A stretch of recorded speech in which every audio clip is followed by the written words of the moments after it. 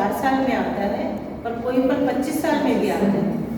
वो अलग बात है कि अभी मानव ने जो भी हस्तक्षेप किया है, मैम हर रोज हर दिन कुछ भी हो रहा है ना, लेकिन अगर आप नेचुरल वे में देखोगे ना, तो चाहे वो जैसे मेरे को लगता है कि नारियल बहुत देर से बनता है, नारियल बहुत लंबे टाइम में बनता है। तो ऐसे ही सबका अपनी एक अवधि है। तो ऐसे ही हमारे बच्चों को जो हम संस्कार देने की बात कर रहे हैं ना, उसकी एक अवधि है ना, और उसको देने का एक प्रोसेस है। उस पर आज थोड़ी सी बात करते हैं, सिर्फ धीरता पर बात करते हैं, ठीक है ना, कि धीरता है क्या। तो सबसे पहले तो ये जो 3 हम लिखे, ये है मानव मूल्य।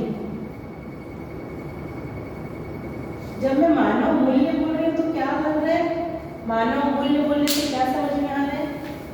वैल्यू, इंसान की वैल्यू। हाँ, तो इंसान की वैल्यू क्या है? आप अपनी वैल्यू कब देख पाते हो? जब आपको आपका उद्देश्य समझ आ रहा हो कि आपको आपका लाइफ आपको कैसे चाहिए, मतलब आपको एक कैसा इंसान बनना है, कैसा इंसान बनना है और कैसे बनना है, वो ज़्यादा इम्पोर्टेंट है। और जब आप एज अ पर्सन समाज के लिए कुछ कर पाते हो जो मैटर करता है, मतलब आप किसी के लिए अच्छा कर पाते हो या ऐसा कुछ कर पाते हो जिससे कुछ चीज़ हो जो बेटर हो जाए, जो पहले थी उससे कुछ हद तक अच्छी हो जाए, तो वो वैल्यू ऐड करता है एक्चुअली वो। तो मानव की वैल्यू है ना, मतलब वही वैल्यू है कि कैसे वैल्यू को अगर हम और भी शब्दों में लिखें तो उपयोगिता। मानव की उपयोगिता क्या है? वही उसकी वैल्यू है और वही उसका पर्पस है। जैसे कल हम बात किए है ना, जैसे अभी आप बात किए कि मतलब अगर मेरी उपयोगिता ही नहीं है तो मेरी कोई वैल्यू नहीं है ना। इसका मतलब प्रयोजन समझ में नहीं आया है, क्योंकि प्रयोजन तो है, बिना प्रयोजन के अपन कल बात की ना, चींटी भी नहीं है, मच्छर भी नहीं है ना। तो मानव कैसे बिना प्रयोजन का हो सकता है धरती पे? तो प्रयोजन तो है, लेकिन हमको अभी समझ में नहीं आया। तो मानव का जो मूल्य है, मानव की जो उपयोगिता है, मानव का जो पर्पस है, वो धीरता, वीरता, उदारता है।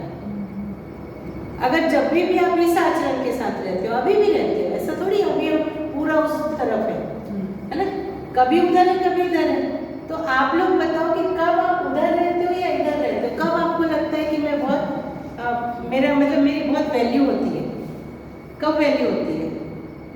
अपने आप में भी, खुद में भी और परस्परता में। जब इधर रहते हैं तो वैल्यू होती है, जब उधर रहते हैं तो नहीं होती है। मैम जब हम दूसरों के एक्सपेक्टेशंस पे सही रहते हैं और खुद भी सेटिस्फैक्टरी रहते हैं, तब एग्जैक्टली लगता है कि हम हमारी वैल्यू हो रही है। और कई बार ऐसा होता है कि हम दूसरों के एक्सपेक्टेशंस को मीट करते रहते, मतलब at the end of the day ऐसा होता है कि मतलब थोड़ा सा दुखी हो जाते हैं, दूसरों की हो जाते करते करते हम हमारा छोड़ देते हैं। जी, चाहे फिजिकली हो या मेंटली हो, मतलब शरीर से भी थक जाते हैं और मतलब माइंड से भी थक जाते हैं कि हम ही कितना करें। पर क्योंकि हमारी वैल्यूज ऐसी हैं कि हम मतलब धीरता में या दीनता में, तो फिर वापस उस ट्रैक पे आने लगते हैं, ऐसा होता है। पर बहुत सारी सिचुएशंस ऐसे होती हैं एकदम। तो अगर मैं दुखी होकर किसी को सुखी करना चाह रही हूँ, क्या ये पॉसिबल है? नहीं। कुछ दिन पॉसिबल है, थोड़े टाइम तक ठीक है, बट वही आप बोलते हो ना, एक वो जो आपका सैचुरेशन, मतलब अब थक गई हूँ, अब नहीं हो पाएगा, तो फिर ये पूरा ही आप शिफ्ट हो जाओगे दीनता, हीनता और क्रूरता की तरफ, है ना। धीरता तो खत्म हो जाती है। जो आपके पास होता है वही आप बांटते हो, जी हाँ। है ना। पॉसिबल ही नहीं है, थोड़ी देर चलता रहता है, लेकिन वो थोड़ा देर भी एक समय के बाद पूरा खत्म हो जाता है। हाँ, क्योंकि वो एड ऑन होते ही रहता है ना, मैं कितना वो एड ऑन होते ही रहता है, फिर वो पेशेंस टूट जाता है कि नहीं अब हो गया, अब नहीं करूँगी।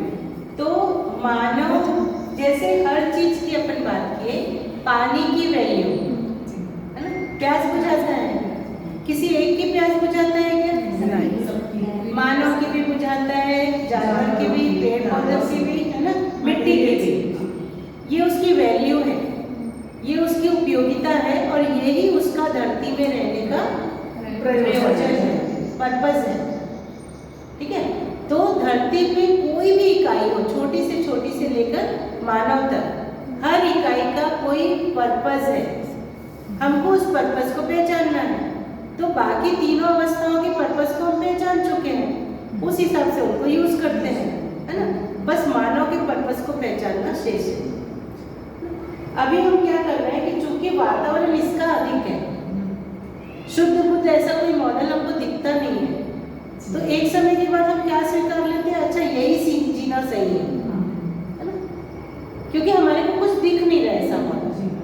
तो अगर अब हम इस बात को समझ पाते हैं और ऐसी तैयारी यदि हम शिशु से करते हैं, यहाँ तक कि गर्भ संस्कार की भी बात है ना, कि गर्भ संस्कार, गर्भ के समय माँ का आहार विहार विचार व्यवहार कैसा होना चाहिए, तो गर्भ में भी संस्कार जाते हैं, क्योंकि सुनने की क्रिया शुरू हो जाती है ना। तो अगर ये चीज़ को अपन समझ जाते हैं तो अपने ऊपर भी हम काम कर पाएंगे और अपने बच्चों के साथ भी काम कर पाएंगे, ठीक है ना। तो धीरता का मतलब इतना ही है, जो बच्चा न्याय का याचक है ना, तो धीरता का मतलब है न्याय के प्रति निष्ठा। कितना सुंदर कनेक्ट होती है दोनों चीज, न्याय के प्रति निष्ठा। निष्ठा मतलब झुकाव, इच्छा, निष्ठा Firmness. उसमें ठहराव कि करना ही है, निष्ठा Firm रहना करना किसी है, एक permanent चीज़ पे। रहना उस चीज़ पे। एकदम, है ना। निष्ठा का मतलब होता है कि बस अब यही करना है, चाह है ना, अब हिलना नहीं है, यही सही है। तो बच्चा न्याय का याचक है और बड़ों में न्याय के प्रति निष्ठा है, कि चाहे कुछ भी हो जाए न्याय को नहीं हिलने देंगे, ठीक है। तो न्याय को नहीं हिलने देंगे, इसका मतलब है कि जैसे ये व्यवहार पक्ष की तरफ हमारा ध्यान दिला रहा है। जब हम न्याय बोल रहे हैं ना, तो ऐसा नहीं कि बच्चे ने टॉफी मांगा टॉफी दे दिए, है ना, जो भी वो मांग रहा है वो कर दिए, ये न्याय नहीं है। न्याय का मतलब है, जैसे आप बच्चों में ये चीज को देख पाओगे कि वो कोई भी चीज अगर मांगता है ना, तो वो चाहता है कि सबको बराबर मिले, है ना। दूसरी बात, वो चाहते हैं कि बहुत प्यार से, सम्मान से, विश्वास से बात की जाए मेरे साथ। तो मैं समझना चाहता हूँ, मुझे सम्मान पूर्वक समझाया जाए, है ना। मैं सीखना चाहता हूँ, मुझ पर विश्वास किया जाए कि मैं सीख जाऊँगा, ठीक है, और स्नेह पूर्वक किया जाए सारा काम। तो ये जो तीन बात मैं बोली, विश्वास, सम्मान, स्नेह, ये वैल्यू है। ये मानव में, मानव के द्वारा एक दूसरे की परस्परता में जो अपेक्षा है, इन तीन चीजों की है, विश्वास की है, सम्मान की है और स्नेह की है ना। अगर ये तीन चीज मेरे को समझ में आती है तो हम न्यायपूर्वक जी पाएंगे। न्याय वस्तु का आदान प्रदान नहीं है ना। अभी हमारी सारी परवरिश वस्तु के आदान प्रदान की है। तो न्याय का मतलब है कि जो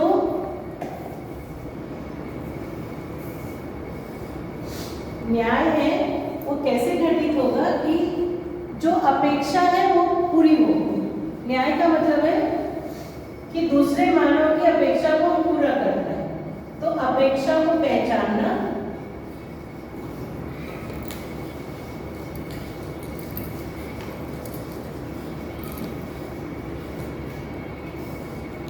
और पहचान का निर्वाह करना।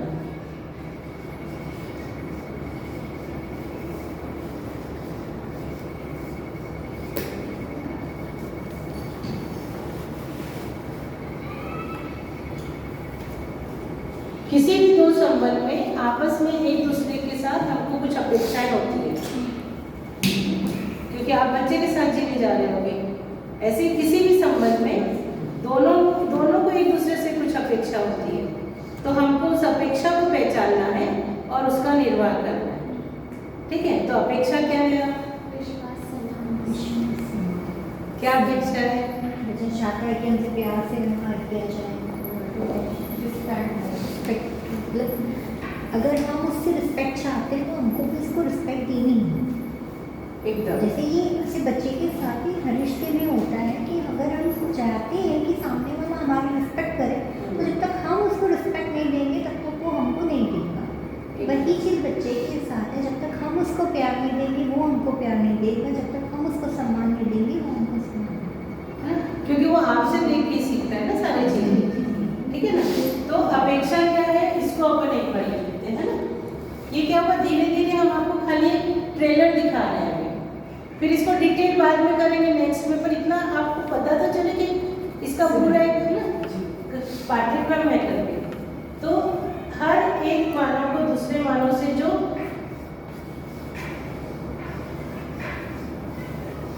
अपेक्षा है,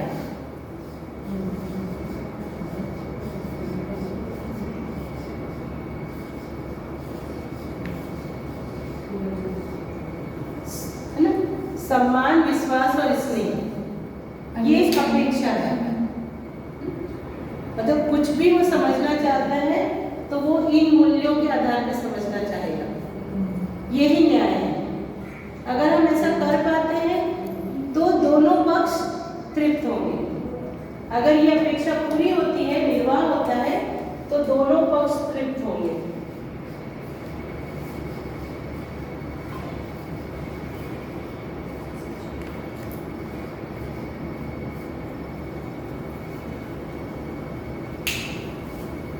ये कैसे आएगा, जब हमको पूरा मानव का मतलब वो कहाँ से यात्रा शुरू किया है और उसको कहाँ पहुँचना है ना, ये हमारे सामने स्पष्ट रहेगा। अगर ये स्पष्ट रहता है तो हर बच्चे को हम वहाँ तक पहुँचा सकते हैं, और सम्मान, विश्वास, स्नेह, ये उसको पूरा करने की विधियाँ होंगी। अभी हम वस्तु देकर इन चीज़ों को पूरा करने की कोशिश करते हैं, पर अपने को समझना होगा कि जो अपन बार बार बात कर रहे हैं कि उसका जो कॉन्शियस लेवल है ना, वहाँ तक हम पहुँच ही नहीं पा रहे हैं। एक्चुअली चेतना तक हम बहुत पहुँच ही नहीं पा रहे हैं, बहुत सरफेस एरिया में काम हो रहा है अभी, वो शरीर के लेवल पे ज़्यादा काम हो रहा है, लेकिन मन खुश हो जाए ऐसा हो नहीं रहा है। तो कई बार हमारे मुँह से निकल ही जाता है कि आजकल के बच्चे बहुत जिद्दी हो गए हैं, है ना, आजकल बच्चे बहुत चंचल हैं, एक चीज़ से बहुत जल्दी मन भर जाता है ना। हमारा मन तो भरता नहीं था इतने दिन तक एक खिलौने से, है ना। बच्चे का मन तुरंत भर जा रहा है, क्यों भर जा रहा है? क्योंकि हमें ऑप्शन दे रहे हैं, इजीली एक्सेस है हर चीज, और कितना भी आप ऑप्शन दे दो फिर भी वो एक समय के बाद छोड़ देता है पट। तो क्यों ऐसा हो रहा है? क्योंकि हम उसको टाइम नहीं दे रहे ना, हम हमारा रिप्लेसमेंट उसको एक खिलौने से कर रहे हैं, तो इसीलिए अब वो उससे बोर हो गया, और मम्मा पापा कोई टाइम नहीं दे रहे घर में, चिल्लाते रहते हैं, तो इसीलिए उसको दूसरा भी टॉय दे रहे, उससे भी वो सेटिस्फाई नहीं हो रहा, क्योंकि उसका वो इमोशनल वैल्यू उसमें सेटिस्फाई नहीं हो रहा है ना, नीड उसकी पूरी नहीं हो रही है एकदम। तो ये जो लाइन है ना कि मन बहुत चंचल हो गया है, एक्चुअल में वो चंचल नहीं है, वो एक इंडिकेशन है, उसको वो नहीं मिल रहा है जो उसको चाहिए। हाँ, उसको अटेंशन जरूरी है, हाँ, है ना। तो उसको वो नहीं मिल रहा है, इसलिए वो भटक रहा है, उसको ये भी चाहिए, ये भी चाहिए, वो हर जगह जा जा के छू के देख रहा है, और जब तक उसको मन भरने वाली कोई बात नहीं मिलेगी तब तक वो यही करता रहेगा, और वही काम हम भी कर रहे हैं आज तक, है ना। मन नहीं लगता है, मन नहीं भरता है, मन दुखी होता है, ये सारे उसी के सिम्टम्स है ना। अकेलापन लगता है, बोर लग रहा है ना, कितनी लाइन लिख सकते हैं। तो जब जब हमको बोर लगता है, मन नहीं लगता है, मन दुखी होता है ना, आज मूड ठीक नहीं है, हम करते क्या है? मोबाइल और टीवी, मोबाइल और टीवी, मोबाइल करते हैं, मॉल जाते हैं, पिक्चर देखते हैं, बाहर जाते हैं, शॉपिंग करते हैं, है ना। तो ये खिलौने नहीं है क्या? अब बाहर जा रहे हैं, घर में ही खिलौने ही हुए ना। जैसे बच्चे का मन नहीं भरता है तो ये खिलौना चाहिए, वो खिलौना चाहिए। हमारा मन नहीं लगता है तो मॉल चाहिए, शॉपिंग चाहिए, पिक्चर चाहिए, है ना, लॉन्ग ड्राइव पे जाना है, तो ये सारे हमारे खिलौने हैं, तो हम भी तो खिलौनों से ही मन भर रहे हैं।